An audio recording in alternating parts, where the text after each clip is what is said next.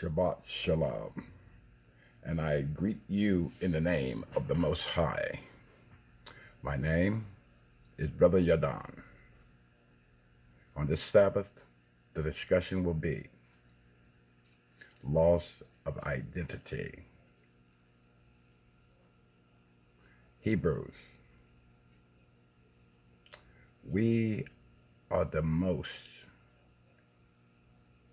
copied belief, guidance, covenants in the world.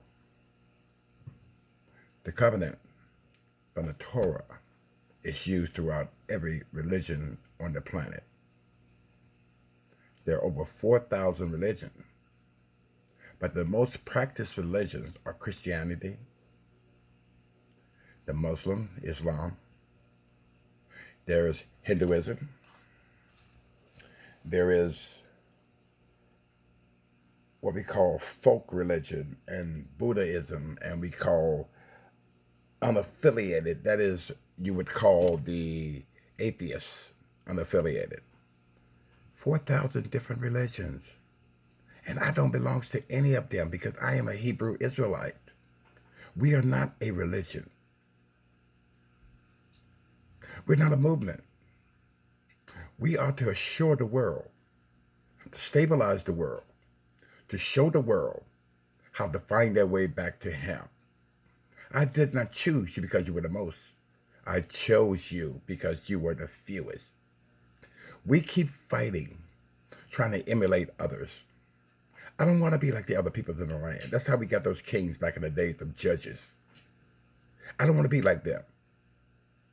I want to follow the Most High and His ways.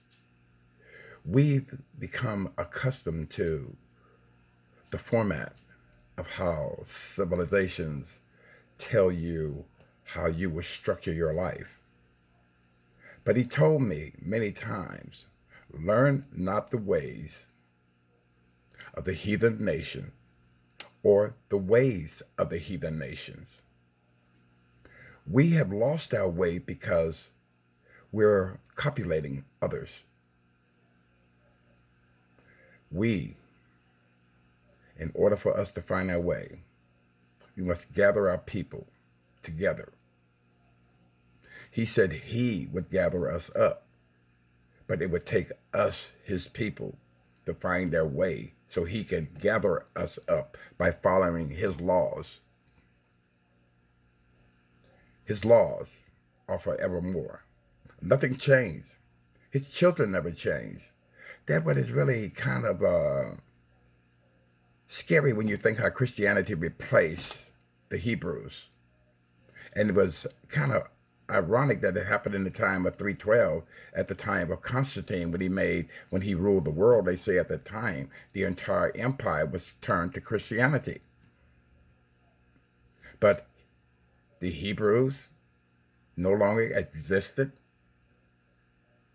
We grafted in people. People were followers of our belief. We never died because the tribe of Judah was awarded to David. We've always been there, even though they call the land Palestine, and they broke it off many places. And the seven chosen land, we know those lands: the Amorites, the Havites, the Hittites, the Girgashites, the Canaanites, the Pezerites, and the Jebusites. That's our land. All through the times, that's our land. We need to reform from the way of the land. We are not as others. Oh, if you see that somebody questioned when I wore headgear, some question when I wore earrings, if you go to Exodus 32:2, you will see that the Most High allowed us to wear earrings. You can go even further into Judges, I think, or Judges, or either is it Joshua, when we took off the earrings and all of our gold and jewelry and things of that nature. We did. So don't get really looking at me and judging me by looks. Judge the word that comes from out of my mouth, from my heart, from what the Most High had given me to deliver to you. We have to reform, as I stated. We want to miscegenate with others. just like other people that know our culture better than us. And as I've spoken most, and I will say it, you may not like it, but the Muslim copulate most of our ways, and the Hebrews are really just gathered themselves again. But a strong nation that demand of them to be a particular people is not the way the Hebrews teach. We are peaceful people because we come from under the bondage of the house of David, the chosen. We're not violent people, but because we're in a strange land, we have become violent. We are the children that were put on slave ships, brought to this land. Every nation has a people that come here in this land, America. They can trace their history, but I also can trace my history too, my brothers and sisters. We didn't just gather here in 1619 and become a new breed of people. We've always been a chosen people, but we have not opened our eyes, but the evidence have been open. He said in the end times in the book of Daniel, man will run to and fro, and knowledge would increase. Throughout my videos, you've heard that many times speaking on that. I'll be going for a while, doing some outside surveying of our people and their movement. We're strong in certain areas, but we're not a wide range, and I'm working on that for the next few months. You may see me here and there over the next months, but I have a mission that the Most High gave me to go out to the youth of the world, of the country. I have to start here first, from the East Coast to the West Coast. There's a mission, and the mission will become contagious because it's spreading right now. We found a way to change the way our people are living, to get the information, to get the data about our heritage. We are the chosen people. I'm proud of my people. But as you've seen, throughout the time from Egypt until America, and I've gave you those 7 lands that we were captured and we were treated the way we were. No people on the planet have been treated and put on slave ships like the chosen children have. I am not an African. I am a person of a very special pedigree. We were in the land of Africa, but we were not Africans.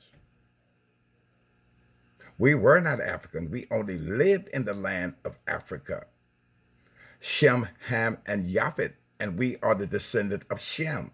And when they call people anti-Semitic, which are the Ashkenazi, which come from the Japhet family, which could never have never been in that land, we are the chosen people. It'll probably be later when I put this video during the week, but this will be my last video for the summer. Maybe I may slip one in every now and then, my chosen children. We must learn how to live with each other first. We want to miscegenate with others, and I'm telling you that again. You think other people that know our culture, know our background, know everything about us, when they choose to pick out certain parts and they choose parts of our culture and use it for their advantages? Open your eyes like others are opening their eyes. You don't want to be like other people. You were not chosen to be like others. You were chosen to show others how to find their way back to the Most High. That is your duty. What is the duty of man? The whole duty of man is to serve the Most High.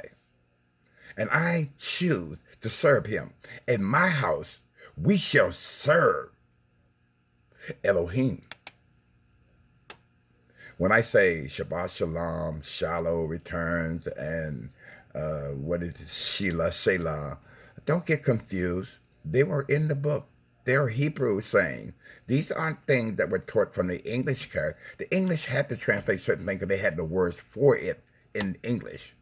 Some of the things that are in the translated Bibles, they had to use it because there was no word for it because they could not find a word, which came out of the Aramaic and the Hebrew and Yiddish.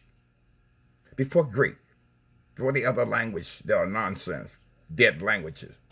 And I say to you, my brothers and sisters, as I move on to start a new chapter in my summer, there are many things that I'd like to tell you because my work is so important to you. As I've told many over the years, it's not about me and recognizing me. It's about you and what the gift is to give to you. In your name, Father, and your Son, and Rahakadosh, which is the Holy Spirit, I say to you, until Shiloh return.